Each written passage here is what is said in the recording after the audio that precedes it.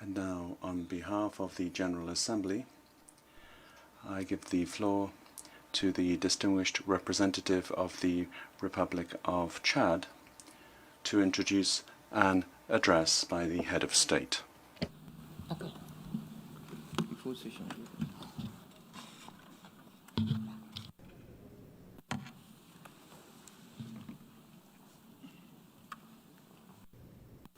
Merci, Monsieur. Thank you, Mr. President. Distinguished delegates, I have the honor to introduce His Excellency Mahamat Idriss Déby, President of the Transitional Military Council, President of the Republic of Chad, to present his statement. Thank you.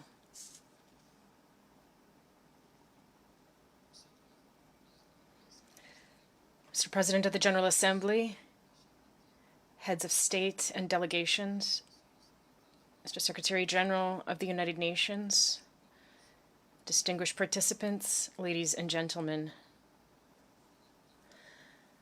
At the outset, I would like to extend my warm congratulations to His Excellency Abdallah Shahid on his brilliant election to the presidency of the 76th session of the United Nations General Assembly, and to wish him every success in his mission.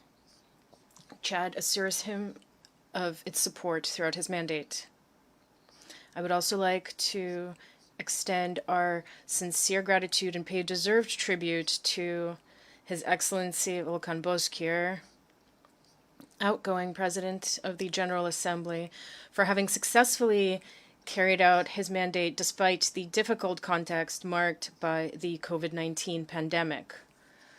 Likewise, I would like to warmly congratulate His Excellency Mr. Antonio Guterres, Secretary General of the United Nations, on his brilliant re-election on June 18th, and thank him for his leadership. Chad reiterates its support and high appreciation to the Secretary General for the excellent work during his previous mandate and his dynamism in the face of the COVID-19 pandemic. Chad commends the quality and relevance of the important reforms that he has carried out in the pillars of peace and security, development system management, as well as the gender parity strategy within the United Nations system. Excellencies, ladies and gentlemen, the theme of this session, namely building resilience through hope to recover from COVID-19, rebuild sustainably, respond to the needs of the planet, respect the rights of people, and revitalize the United Nations, eloquently reflects the multiple challenges the world continues to face for the second year in a row as a result of the COVID-19 pandemic. This pandemic has traumatized humanity by the magnitude of its multifaceted and multidimensional impacts across the planet. It continues to wreak havoc, straining our health systems, our economies, our public finances, and even the functioning and security of our states, to name but a few. With more than 4.5 million dead and 220 million persons infected, as well as completely devastated economies around the world, developing countries in general, and those in Africa in particular, have been deeply impacted due to their structural vulnerabilities.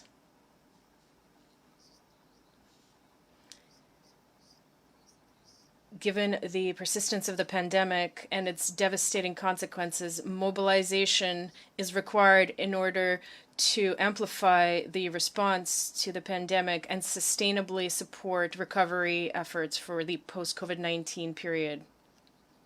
In this regard, I note with regret that the inequality in access to vaccines remains great. Rich countries have achieved immunization coverage above 50%, while most African countries are below 2%. according to the World Health Organization, of the more than 5 billion doses administered worldwide, only 2% have gone to Africa. Nothing could justify this imbalance given the interdependence of our world and the need to eradicate the virus from the entire planet. In that context, it is incomprehensible, in fact, unacceptable, that some countries are stockpiling surplus vaccines while others are in dire need of them. The virus knows no continents nor borders, to say nothing of nationality or social status. Unvaccinated countries and regions will be a source of spread of the virus and the emergence of new variants. In this regard, we welcome the repeated calls by the Secretary General of the United Nations and the Director General of WHO to make the vaccine accessible to all. The salvation of all mankind depends on it. Excellencies, ladies and gentlemen, improving the prospects for post-COVID-19 economic recovery is closely linked to improving the health situation or the eradication of the virus and end of the pandemic. This expected economic recovery is also dependent on reducing the divide in all areas between the North and the South. Developing countries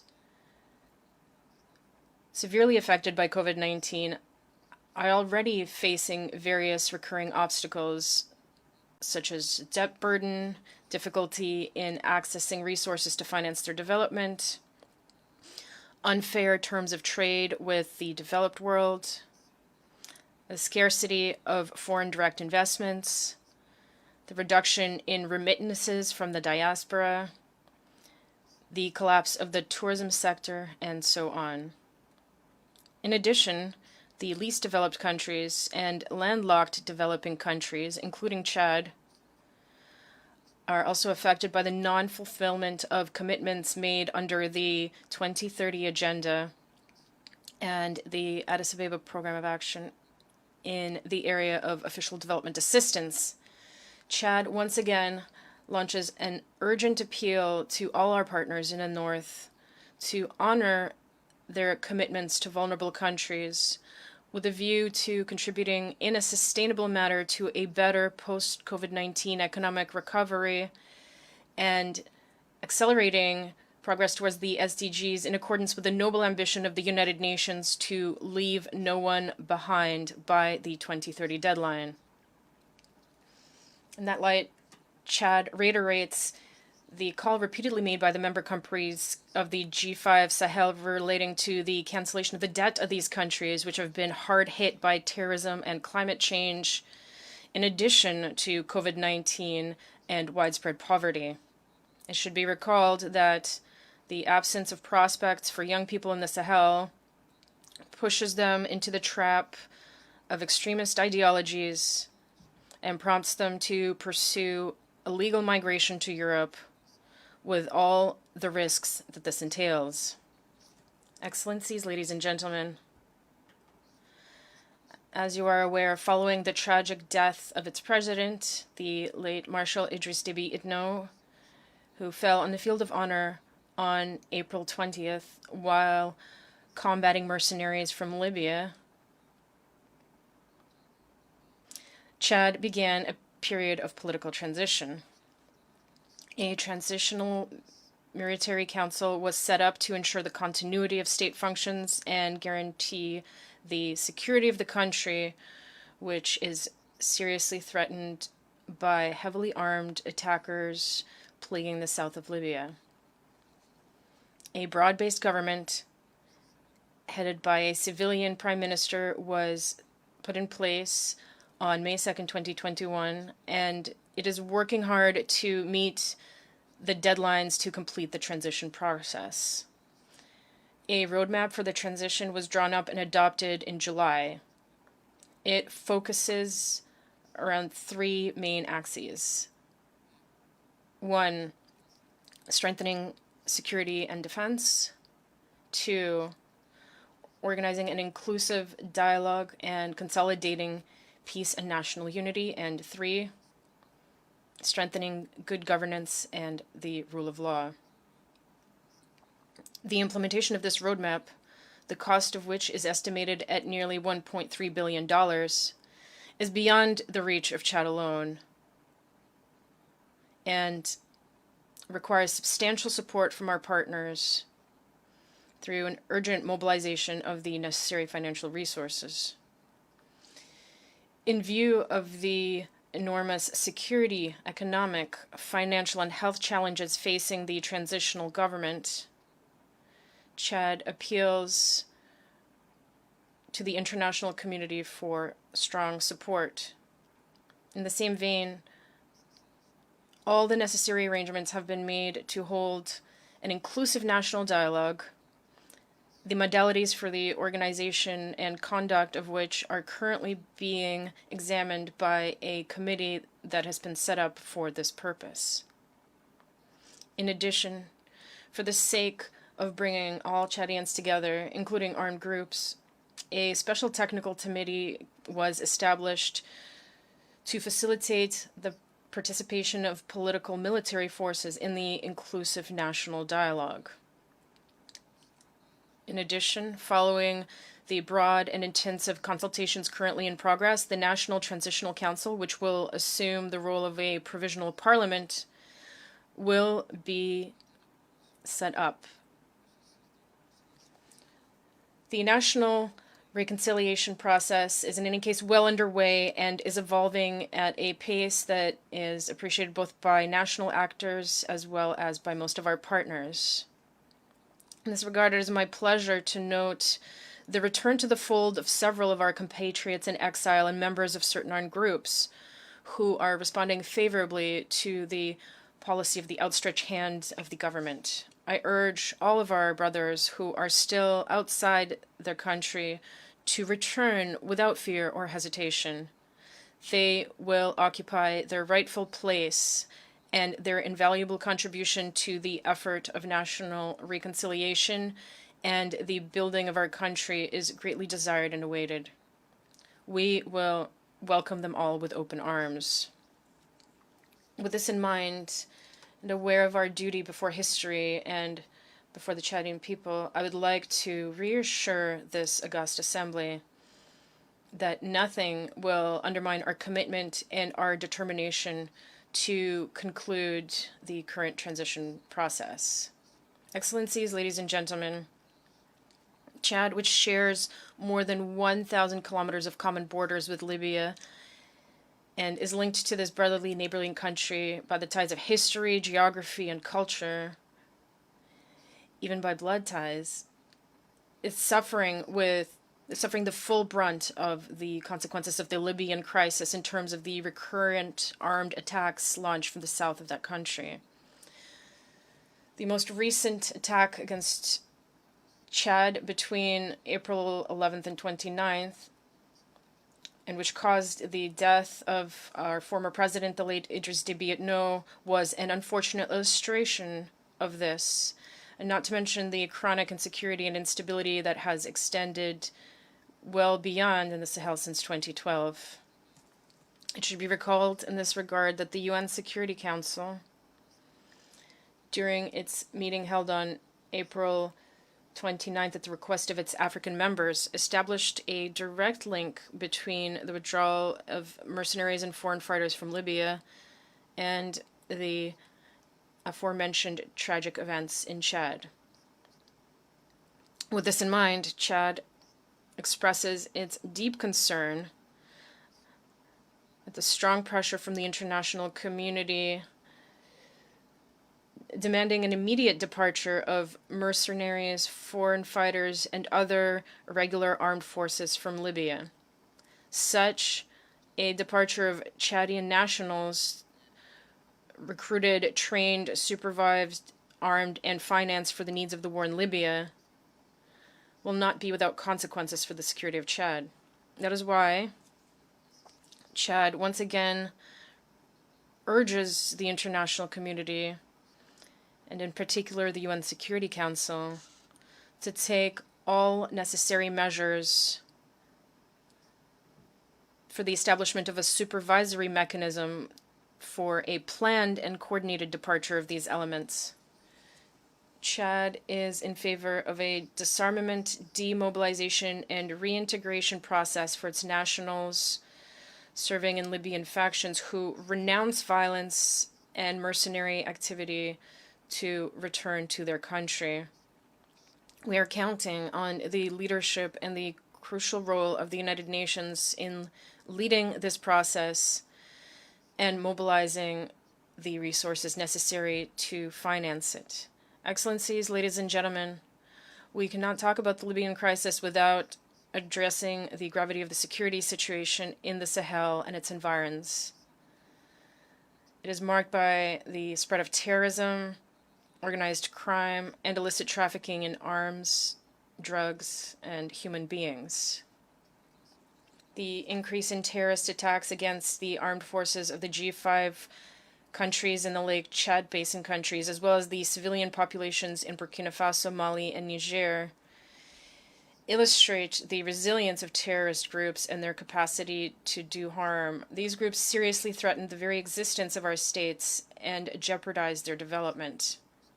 The sacrifices made by the G5 Sahel Force and the National Joint Task Force against Boko Haram in the Lake Chad Basin have been enormous, but the danger persists and terrorists continue to wreak havoc, plunging innocent civilian populations into desolation and despair. In the face of this threat, which transcends borders and puts a serious strain on our individual capacities to react, we must review our response approaches and pool our efforts to better adapt responses to the changing context and challenges on the ground. The G5 Sahel countries are tackling this by mobilizing their meager military material and financial resources. Likewise, the response to the terrorist threat should integrate dimensions related to economic development, climate change, youth education, and access to basic social services by our populations.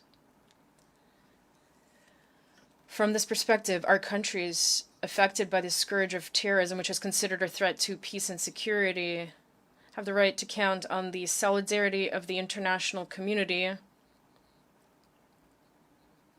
in a spirit of complementarity. We have no choice but to act together in the face of global challenges. Chad also underscores the imperative need for greater multifaceted support, both to the aforementioned joint forces and to their individual member states. To this end, Chad once again reiterates the appeal repeatedly launched by the Conference of the Heads of State of the G5 Sahel to the UN Security Council to grant the G5 Sahel Joint Force a mandate under Chapter 7 of the United Nations Charter in order to ensure its sustainable and funding. Excellencies, ladies and gentlemen, Chad reaffirms its position of principle regarding the reform of the United Nations, in particular its Security Council. This reform, which has been called for by Africa for a number of years, simply reflects the legitimate aspiration of more than 1,200,000,000 Africans. How can we ignore this persistent call from an entire continent that has been unjustly excluded from a body which claims to be representative of all humanity and justice and equity of all nations, which are dear founding values of the United Nations? And Chad reiterates its commitment to the African Common Position as expressed in the Eswatini Consensus and the Sirte Declaration. Excellencies, ladies and gentlemen, in conclusion, I would like to express to His Excellency Antonio Guterres, Secretary General of the United Nations, to his organization and to all its member states, as well as to the regional organizations present in this room, our sincere gratitude and our deep recognition for the solidarity and moral support shown towards Chad following the tragic and sudden passing of the former president, the late Idriss Déby Itno. And finally, in the name of the founding principles of the United Nations and in that of friendship between the peoples, Chad reiterates its call to lift the embargo unjustly imposed on Cuba, which is seriously harming this country. With that, I wish us every success in our work, and I thank you for your kind attention.